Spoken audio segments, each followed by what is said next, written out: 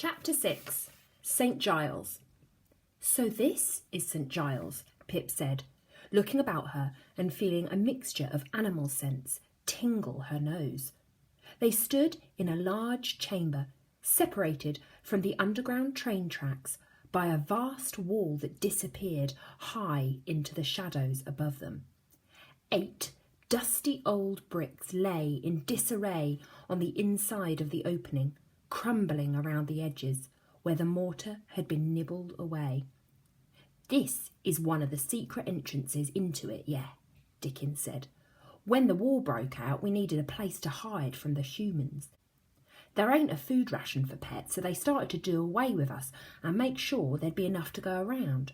And then, when them bombs came knocking, it wasn't just humans that needed shelter. Us animals needed a safe place below ground too." "But it isn't safe," Pip frowned. "That train nearly flattened us both." "You ain't wrong there, mate," Dickens sighed, sad to see her frightened. "I'm sorry about that. Sometimes danger crops up when you least expect it, but without it we'd never test our mettle. You did very well if you ask me," he smiled. "Come on, I'll show you around." Carrying the umbrella between his teeth, Dickon trotted ahead into the half-light along a well-trodden path. The amber glow Pip had seen from the tracks was seeping over a steep decline like honey spread over warm buttered bread.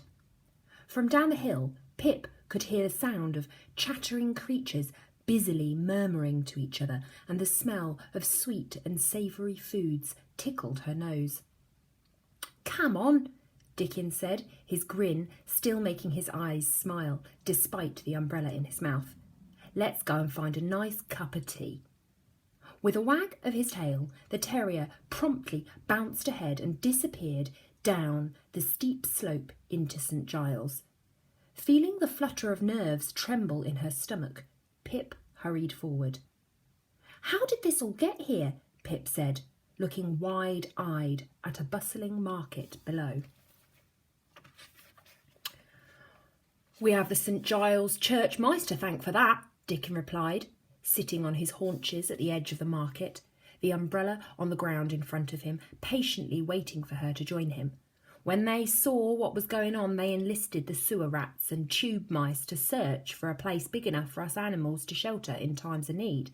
They know subterranean London better than anybody, and they're the ones who gnawed the mortar between the bricks inside the train tunnel wall so we could get inside. And that ain't the only way in. They opened a whole lot of secret doors so we can use the sewers and abandoned chambers like this one. No human's going to risk their lives nosing around busy underground train tracks to notice us. We're safe as houses down here." The market was filled with every small creature imaginable, from small stray dogs, rabbits, guinea pigs, mice and rats, to sparrows, pigeons, frogs, toads, voles and weasels, all intermingling together, haggling at market stalls, sipping on drinks and nibbling on food. Everything was illuminated by rows of the little white lights Pip remembered hanging in the umbrella shop at Christmas, and almost every animal turned and whispered to their neighbours as the terrier padded past them with the umbrella clasped between his teeth. Some curiously pointed their paws and feathers at them. Others had their heads hung too low to notice. Their whiskers drooped from their cheeks as if they carried the weight of the world. Like Pip, they had survived the bomb blast the day before and were new arrivals in St. Giles. "Make your life a little brighter," a market seller bellowed from somewhere in the crowd. "Meat and pickled eggs, selling fast, last chance to buy." "Sugar, butter," another cried nearby. "Get your sugar and butter here." "Mama always wanted more sugar and butter," Pip said to Dickon as they walked through the crowd, "but she could never get it if the humans in our house didn't have any. How come there's so much?" "In wartime," Dickens said, his voice muffled by the umbrella in his mouth, "things like butter and sugar are in short supply. It's rationed so humans get their fair share. Even the royal family has to make do. Us animals just get the scraps of what's left. But these dodgy dealers steal it straight from the human black market, and then they sell it to them blighters down here that want it bad enough." Charge a pretty penny for it, too. A low growl rumbled in his throat. Thieving sods. Don't look 'em in the eye or they'll try it on with you. Pip looked away, but she couldn't resist, quickly glancing back over her shoulder. She'd never seen a dodgy dealer before. At the same moment, a large toad with warts bubbling over his skin looked up from behind his stall. His steely, yellow eyes caught her gaze, sending a cold shudder rippling over her fur. Gasping with horror, she snapped her head forward and quickened her pace alongside Dickin. "Tea!" another seller shrieked into the crowd. "Fresh tea! Soothe your weary hearts! Come here and get your tea!" "What you reckon, mate?" Dickin said. "I think we deserve one of them." The terrier eagerly trotted towards the stall. Gently laying the umbrella on the ground alongside it, he sat on his haunches and loomed over the counter with a customary sniff. The stall was made from small, scuffed matchboxes stacked on top of the other. Each box had "British Made" printed in big letters across the front, and some had pictures of boats and army men as big as Pip. With her little nose twitching, she wobbled on her tiptoes and peered over the counter. "Blimey," whispered a sparrow sitting at the stall. His feathers were matted in tufts around his neck, and his black beak curled into a sneering smile. A wiry grey rat with brown, rotting teeth sat beside him. "Look at that. Have you ever seen anything like that?" the rat said under his breath, and nudged the sparrow in the ribs with a bony elbow. "Hello, Dickin," the tea seller said.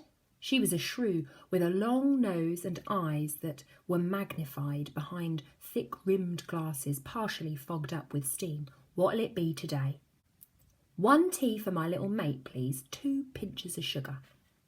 The shrew clonked a tarnished thimble onto the counter, and Pip's mouth watered, watching a small teapot fill it to the brim. As steam swirled from the thimble, Pip greedily pulled it to her lips. "Be careful, mate," Dickin said. "It's hot." Pip ignored him and took a brief sip from the thimble so that it would not burn her mouth. The tea felt like a warm hug.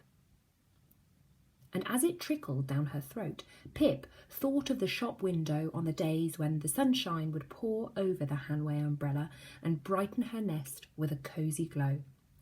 For a moment, she could smell Mamma as clearly as if she was just over her shoulder, and Pip's ears pricked in hope of hearing her and Papa. All too soon, her head caught up with her heart, and she let out a long, shuddering sigh that was choked with tears. She pushed the tea thimble away, no longer feeling able to drink it. "What's wrong, love?" Dickin said. "Come on, it'll do you good." Pip hung her head and pretended not to hear him. "Look!" a nearby voice cried in excitement. "It's Pip! Pip, is that you?" She turned to find 2 familiar faces pushing their way through the crowd. It was Dot and Joe, her friends from the pub next door to James Smith and Sons.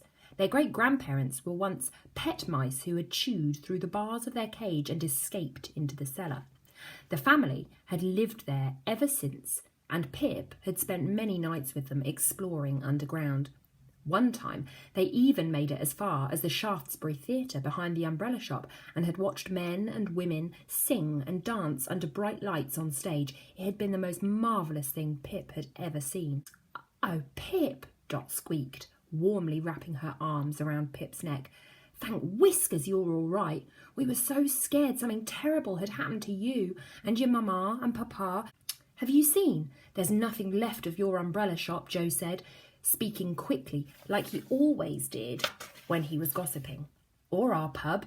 Mama said if we hadn't been underground, we'd be flatter than squashed flies right now." "Pip," Dickin said, giving her friends a sniff and standing on all 4 paws.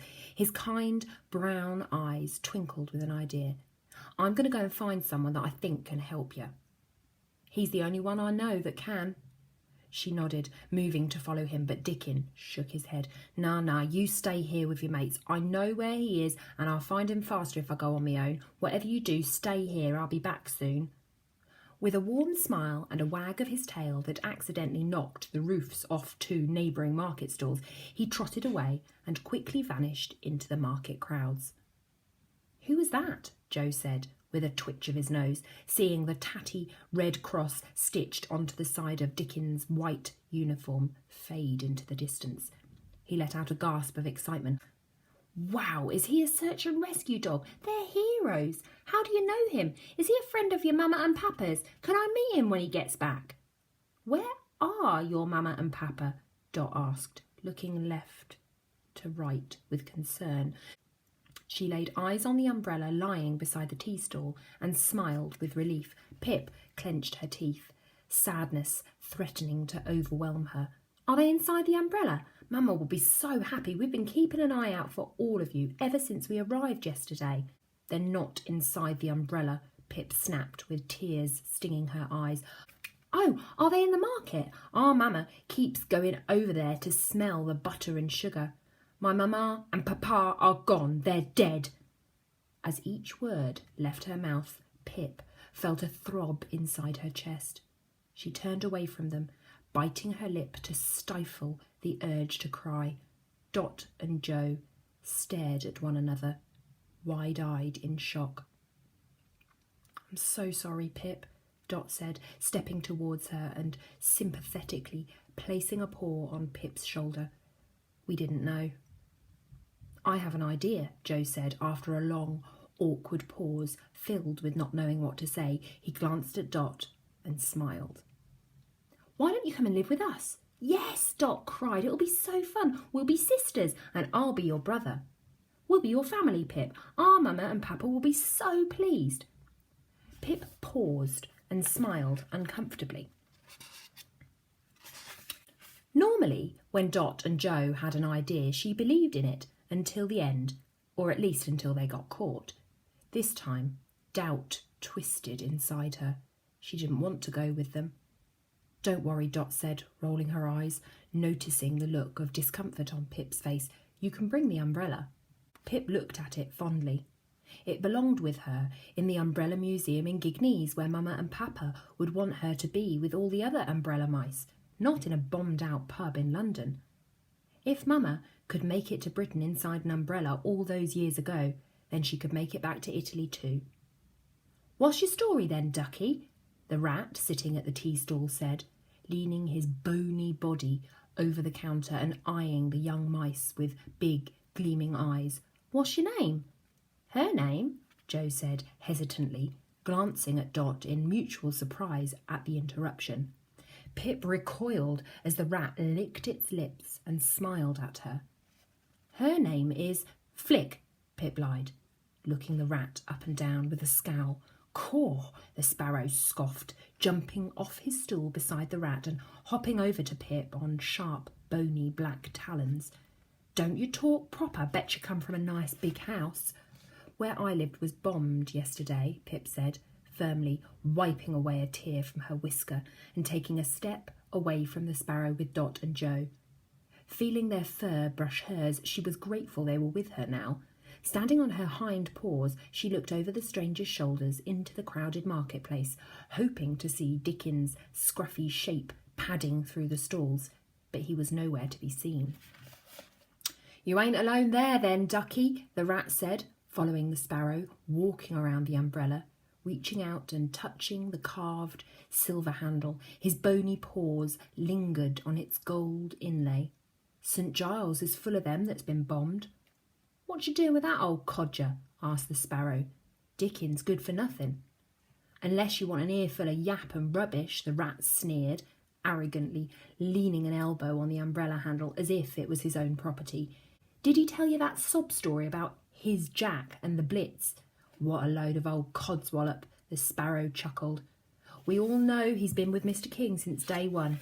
He tells that story to everybody he saves, so they'll leave their bombed houses and come to St. Giles. That way he gains their trust by making them think he's grieving too. Can't put your faith in a dog, love, the sparrow said, with an earnest shake of the head. Everyone knows they're only looking out for themselves, or their bellies more like. The rat and the sparrow sniggered and slapped each other's backs. Pip felt foolish. After all, she didn't know Dickon very well, nor any dogs for that matter. She remembered Mama and Papa had once explained that dogs were pets because they couldn't remember how to hunt for food. Perhaps it was true. He was only helping her so he wouldn't go hungry. "Listen, Missy," the sparrow said, clearing his throat. "First things first. There's protocol in St. Giles for new arrivals, but you weren't to know. Dickon should have told you." "Protocol?" Pip said. The mice looked anxiously at one another. "Yeah, you know," the rat said, "forms to fill in and that sort of thing, so you get the right help. A class when you've lost your home, B class for injured, C class for orphans, D class for dead." The words struck Pip like a blow across her face, and she clenched her jaw to stop her lips from trembling. "There's a big fine if you don't register." "A fine?" Dot and Joe cried. "You might even get a criminal record."